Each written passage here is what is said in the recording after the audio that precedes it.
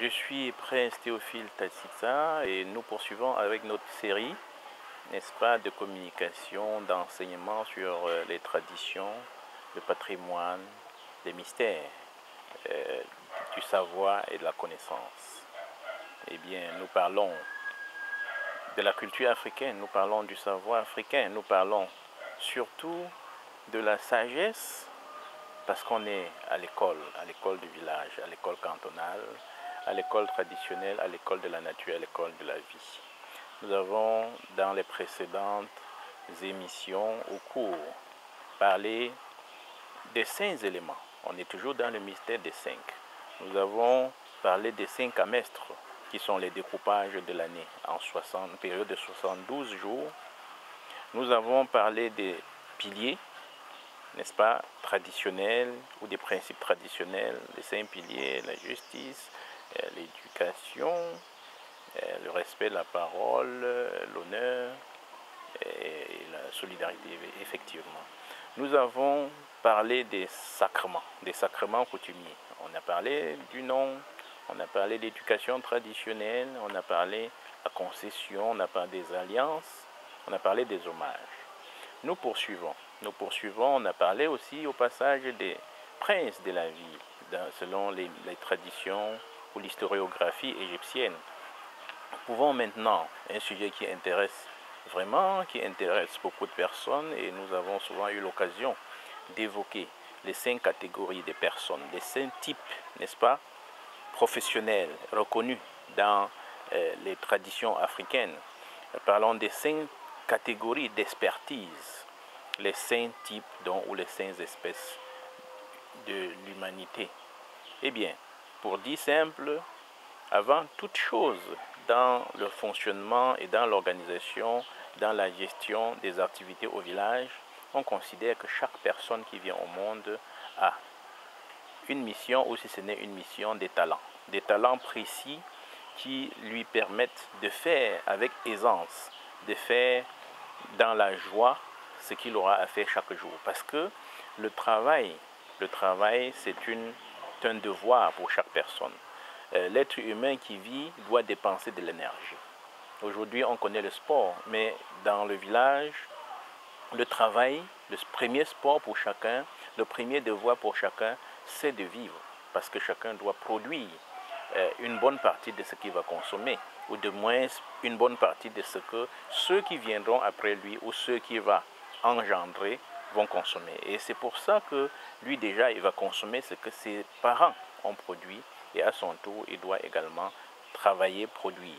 Même pour l'organisation traditionnelle, pour l'orientation, n'est-ce pas, sociale, il existe donc des catégories de personnes. Quand un enfant vient au monde, les parents doivent faire l'effort pour détecter le talent de chaque enfant, fille ou garçon, pour mieux l'orienter. Effectivement, on sait qu'il y a dans la communauté tout le monde qui est appelé à faire tout ce qu'il y a à faire d'important dans la vie, comme cultiver, comme prendre soin de l'habitat, comme c'est tout le monde. Et puis donc on considère que tout le monde a les talents communs qui sont liés aux dimensions générales d'une personne.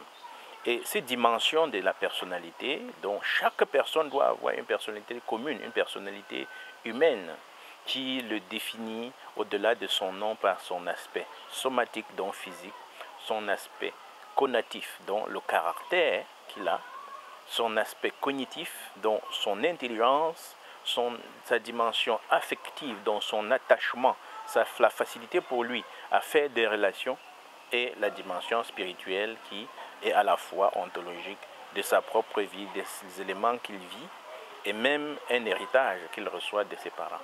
Eh bien, pour revenir à la catégorisation, au type, n'est-ce pas, aux catégories globales de l'être humain dans le village, on considère tout premièrement donc qu'il y a tout le monde qui a la forme humaine, qui a une intelligence basique, qui a des prédispositions et des devoirs pour faire ce que tout le monde doit faire pour la survie. Tout le monde, et ça, on appelle la première catégorie, et il y en a qui resteront classés ou du moins pour ceux dont on ne détectera pas les spécificités, on dira tout simplement qu'ils sont de la catégorie du peuplier, c'est-à-dire du menu peuple, de l'être humain tout court, de l'être humble. Et c'est cette catégorie primordiale qui est attendue de chaque être humain, qu'il soit, selon les circonstances, même quand bien même on est de la grande hiérarchie, quand on se trouve devant le plus grand que soi, on se doit de se ramener dans cette catégorie première, qui est la catégorie du peuple, la catégorie de l'être humain, l'être bon, l'être qui fait honneur à l'humanité. L'espèce humaine, c'est la première catégorie, dont la catégorie primordiale, qui est évidemment représentée, selon notre modélisation, par la main, par le pouce. Eh bien, la deuxième catégorie, donc la première, c'est les gens du peuple. Ils sont les gens du peuple, pour dire tout simplement. La deuxième catégorie, ce sont les gens du savoir. On aurait pu dire les hommes de savoir, mais il y a le terme homme qui a une confusion. On ne sait pas s'il s'agit d'un homme masculin ou féminin, donc on préfère dire les gens, n'est-ce pas? Les gens du savoir, c'est la deuxième catégorie. La troisième catégorie, c'est les gens du pouvoir. Donc les gens du pouvoir. Et la quatrième catégorie, ce sont les gens d'avoir, ceux qui ont l'avoir. Et la cinquième catégorie, ce sont les hommes ou les gens, n'est-ce pas, de devoir ou les gens de secours. Alors on recommence donc. Il y a 4 catégories de personnes de type professionnel, d'experts dans la communauté. Et pour orienter chaque enfant, on doit détecter son talent pour voir s'il s'agit d'un être qui peut accompagner les autres, un être qui sait se fondre dans la société, un être qui peut être un multi, qui a des talents multiples. Il s'agira des gens du peuple. Et ces gens du peuple sont parfois ceux qui égayent le peuple, un peu comme des artistes aussi. Ce sont les gens du peuple, les gens qui font vivre et qui remuent, n'est-ce pas, la mémoire du peuple. Ce sont les gens du peuple. Ce n'est pas eux, ces gens du peuple, qu'on sait ce qui s'est passé dans le passé, qu'on sait ce qui est en train de se passer en termes d'actualité. Ce sont ces gens du peuple qui sont informés, qui savent ce qui se passe, qui vivent avec la communauté, qui rendent compte avec la communauté. Et parmi eux, il y en a qui servent la communauté. Ce sont les gens du peuple. Première catégorie.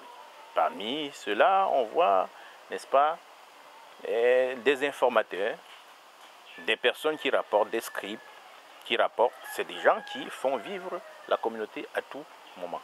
On les représente par le pouce. C'est ceux qui font que la vie soit appréciée des hommes. Ce sont eux qui sont des intermédiaires entre les uns et les autres, qui vivent et qui contribuent à animer la vie au quotidien. Ce sont les hommes, les gens du peuple.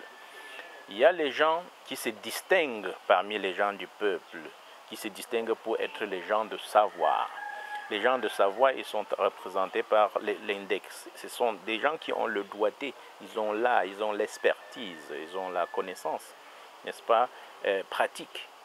Ce sont donc ceux-là qui, par leur expertise, par la magie de leurs mains, font du travail. Ce sont des gens qui ont du savoir, qui soit intellectuel, qui soit pratique, qui soit transcendant, un savoir qui soit... Ce sont eux qui consignent le savoir et peuvent le mettre à la disposition des personnes du peuple. Donc ce sont des gens qui sont les gardiens du savoir. En dehors des gardiens du savoir, les gens du savoir de la deuxième catégorie, il y a les gens de pouvoir. Les gens de pouvoir, ce sont les gouvernants, donc ceux-là qui participent à égayer la vie, à réguler la vie, à perpétuer la vie à travers leurs actions qui consistent à la gestion de la cité. Ce sont les leaders de la cité, les leaders de la gouvernance, ce sont les chefs de la cité, ce sont les chefs des villages, ce sont les hommes qui ont le pouvoir, ce sont les dignitaires, n'est-ce pas, qui ont le pouvoir et qui ont la force communautaire et la force collective qui donnent les directives pour le bon fonctionnement de la société. Ce sont eux, les hommes de pouvoir, et qui sont évidemment représentés par le majeur, qui est le doigt le plus grand, le plus géant, qui représente donc cette prestance de l'autorité. Ce sont les hommes de l'autorité. Alors, après les hommes de l'autorité, il y a la quatrième catégorie, nous l'avons dit, qui rassemble les hommes d'avoir. Les hommes d'avoir, ce sont ceux-là qui sont en charge du patrimoine et de la répartition du patrimoine. Ce sont ceux qu'on appelle aussi les bourgeois ou les riches, mais qui sont le son pour le bien de la communauté. Ils ont à la charge parce que pendant que les uns sont au doigté, pendant que les uns sont en train de travailler pour la créativité, la création, la production du bien, il y en a qui doivent travailler pour la répartition de ces biens, pour sa sauvegarde, pour sa gestion, pour assurer son économie, pour assurer une dépense des avoirs convertis en monnaie ou autre, mais de façon plus rationnée. Ce sont des hommes qui dirigent la répartition des biens. Ce sont les hommes d'avoir. Les avoirs leur sont confiés. Ils sont les gardiens des avoirs. Ils ne sont pas complètement propriétaires au sens où ils en feraient tout ce qu'ils veulent. Et vous imaginez bien que lorsque quelqu'un est détenteur des biens, ces biens effectivement lui sont confiés pour résoudre les problèmes de la société. Il doit payer des gens, il doit redistribuer, donc c'est des gens qui sont faits pour garder le patrimoine, et ça ne fait pas d'eux des hommes plus exceptionnels que les autres, mais ils sont dans un rôle, dans une fonction, la fonction, n'est-ce pas, des gens d'avoir, ceux qui sont les gardiens des biens, des gardiens du patrimoine, des gardiens de richesse. Et au-delà, donc, des hommes du peuple qui font vivre le peuple, au-delà des hommes de savoir qui gardent le savoir-faire, il y a les hommes de pouvoir qui font le savoir-être ensemble. Donc, il y a les gens d'avoir qui préservent le patrimoine pour une bonne répartition dans la société. Et évidemment, en dernier lieu, il y a les hommes ou les gens et les femmes de secours et les gens de devoir. Donc, ce sont les gens de devoir et les gens de secours. Ceux-là, parce que la participation des gens du peuple est épuisée, les hommes de savoir n'arrivent pas à trouver une solution à un problème, les hommes de pouvoir sont dépassés par les événements, ou du moins sont un peu à la limite de leurs ressources et sources pour régler les problèmes. Les avoirs ne suffisent pas pour régler les problèmes. On a besoin des hommes de devoir.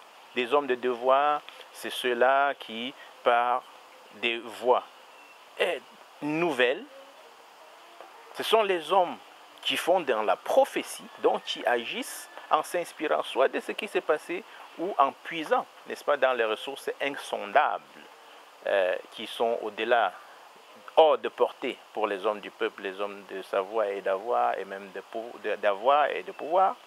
Donc ce sont les hommes de secours. Ce sont eux qu'on appelle souvent les messies. Ce sont eux qu'on appelle souvent les prophètes. Ce sont eux qui arrivent parfois exceptionnellement dans une société et qui vont poser des actes qui seront remémorés et dont les enseignements vont servir au fil des générations comme des modèles ou des voies ou des chemins de conduite. Ce sont eux qu'on appelle, certains les considèrent comme des dieux. Et c'est sur la base, pour ceux qui s'illustrent pour donner des enseignements qui sont consignés, c'est sur la base de leurs enseignements que parfois se forment des communautés de croyances, des communautés religieuses. Et donc, ce sont des messies, ce sont des personnes qui sont suivies par des organisations spirituelles, mais ce sont aussi des gens qui sont consultés dans les communautés pour le soin. Ce sont les tradipraticiens, ce sont les médecins qui ont une expertise assez élevée et qu'on consulte comme parfois le dernier recours. C'est toute personne aussi parfois qui doit agir quand il n'y a plus d'inspiration. Et puis, donc, les personnes ou les gens de devoir, cette catégorie de personnes peut également se manifester en termes d'esprit. Donc, la société est confrontée à une difficulté, une personne peut être saisie, n'est-ce pas, par un esprit de secours, par un esprit de devoir pour aider à régler les problèmes.